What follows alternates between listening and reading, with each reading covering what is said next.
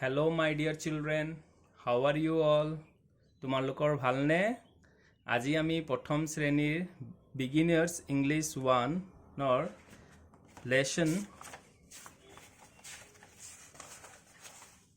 lesson 1 ৰ Come Little Children এই কবিতাটোৰ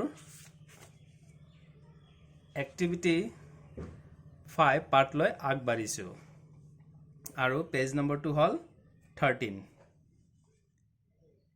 Let's talk বুলা কওঁ ইয়াত আমাক কেইটামান কুৱেশ্যন দিয়া আছে এই কুৱেশ্যন কেইটাক মই আনসাৰৰ লগত কৈ যাম তোমালোকে ভালদৰে মন দি শুনি যাবা ওকে সো প্ৰথম প্ৰশ্নটো হল মই ইয়াতে বনাই থৈ দিছো তোমালোকে ভালকে মন দি শুনি যাবা আৰু খাতাত নোট ডাউন কৰি লবা ওকে প্ৰথম প্ৰশ্নটো আছে who was sitting on the tree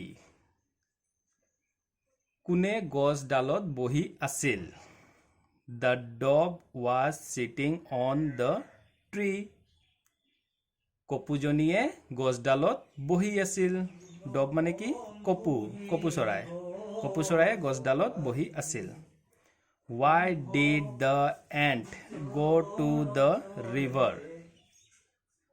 পৰুৱাটোৱে কিয় নদীলৈ গৈছিল river মানে কি নদী পৰুৱাটো ant মানে হল পৰুৱাটোৱে নদীলৈ কিয় গৈছিল The ant went to the river to drink some water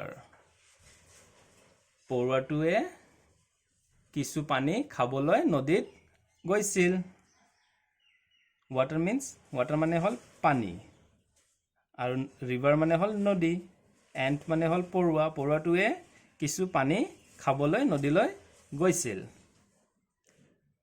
Next question Where was the dog sitting কপুজনীয়ে ক'ত বহি আছিল sitting মানে বহি আছিল কোনে বহি আছিল ডবজনীয়ে মানে কপু চৰায়ে ডব ক'ত বহি আছিল The dog was sitting on a branch of a tree. কপুজনীয়ে গছডাল এটিত বহি আছিল ক'ত বহি আছিল গছৰ ডাল এটিত বহি আছিল ব্ৰাঞ্চ মানে হল ডাল branch of a tree মানে গছৰ ঠানি এটিত বহি আছিল What did the dog do after seeing the ant? কপুজনীয়ে পৰুৱাজনীক দেখাৰ পিছত কি কৰিলে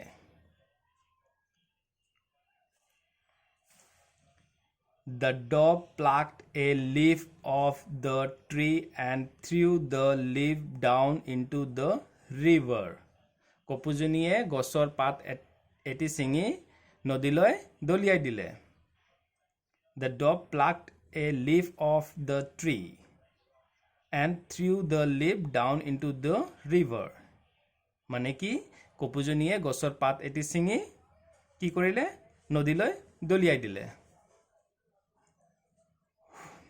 How did the ant fall পৰুৱাটো কেনেকৈ পৰি গৈছিল fall মানে হল পৰি গৈছিল The ant went to a river to drink some water, but he slipped and fell into the river.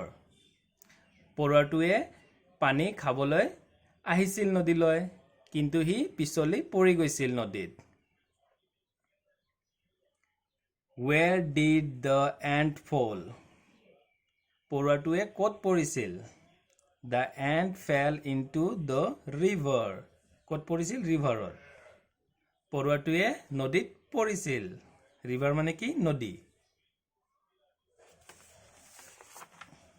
Next question What did the dog dropped কপুজনীয়ে কি পেলাইছিল drop কৰিছিল মানে পেলাইছিল ড্ৰপ মানে পেলাইছিল The dog plucked a leaf off the tree and threw down into the river কপুজনীয়ে এটি গছৰ পাত ছিঙি নদীলৈ দলিয়াই দিছিল What did the dog say? কপুজনীয়ে কি কৈছিল? The dove said coo means what had happened. কপুজনীয়ে তাৰ নিজৰ ভাষাত কু তাৰ অৰ্থটো আছিল কি হৈছেনো। ওকে, এইকেইটা আছিল আমাৰ প্ৰশ্নৰ উত্তৰ। এতিয়া আমি এক্টিভিটি 5 কমপ্লিট হ'ল। নেক্সট আমি এক্টিভিটি 6 লৈ আগবাঢ়িছোঁ। Look at this word. Listen and repeat. এই শব্দগীতা তোমালোকে চোৱা, listen মানে শুনিবা and repeat মানে মোৰ পিছে পিছে কৈ যাবা। ওকে, an ant এটি পৰুৱা, ant মানে কি হয়? পৰুৱা। a branch মানে হ'ল গছৰ ডাল, এডাল গছৰ ডাল, এটা গছৰ ডাল। a cock মানে এটি কুকুৰা, a crow মানে এটি কাউৰী, a dove মানে তোমালোকে জানাই, আমি পাই আহিছোঁ dove মানে কি? কপু চৰাই মানে এটি কপু চৰাই। a pigeon মানে হ'ল পাৰ চৰাই, pigeon মানে হ'ল এটি পাৰু চৰাই। a river মানে কি? নদী, river মানে হ'ল এটি নদী। a tree মানে কি?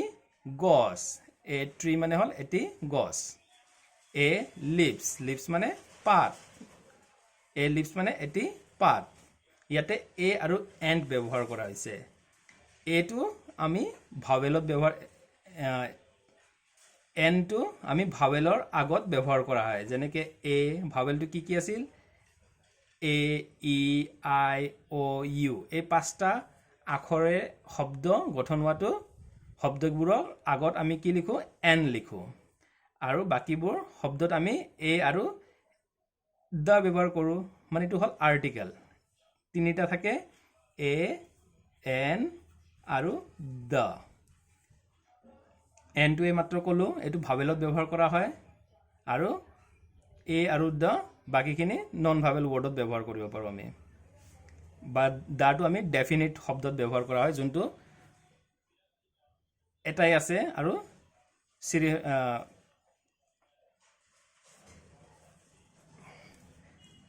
ইমানখিনি তোমালোকে এতিয়া ধৰিব নোৱাৰিবা। জাষ্ট এইখিনি মনত ৰাখিলে হ'ল, এনটো আমি ভাৱেলত ব্যৱহাৰ কৰোঁ আৰু বাকী শব্দত আমি a আৰু the ব্যৱহাৰ কৰোঁ। ওকে, চ' আজিৰ কাৰণে এইখিনিতে ৰাখিলোঁ। নেক্সট ভিডিঅ'ত আমি আৰু এক্টিভিটিবোৰ আছে 7, 8 এইবোৰ আছে, আমি ডিছকাছ কৰিম। ঠিক আছে, এইখিনিত ৰাখিছোঁ। বাই।